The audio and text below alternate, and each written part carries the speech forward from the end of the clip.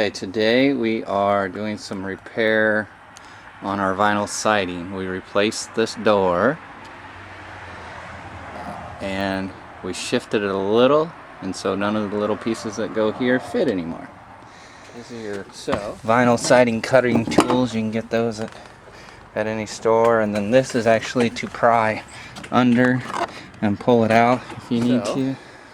We went to different stores, Lowe's, Menards, Home Depot, found what we could was closest in matching. So this is old and this is new, and what I'm doing is I'm putting new up here. I've already put one piece there, so I'll fill that in with the new because that's a small little area.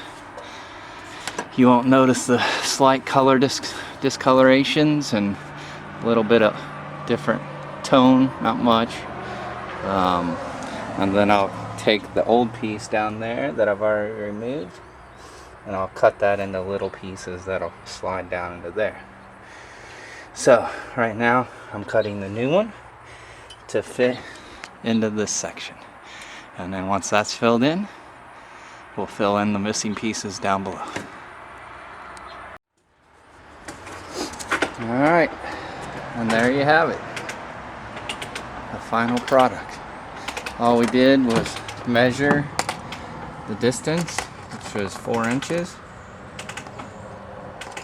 and then took the old piece and used a little square, marked each thing 4 inches, and cut strips of 4 inches.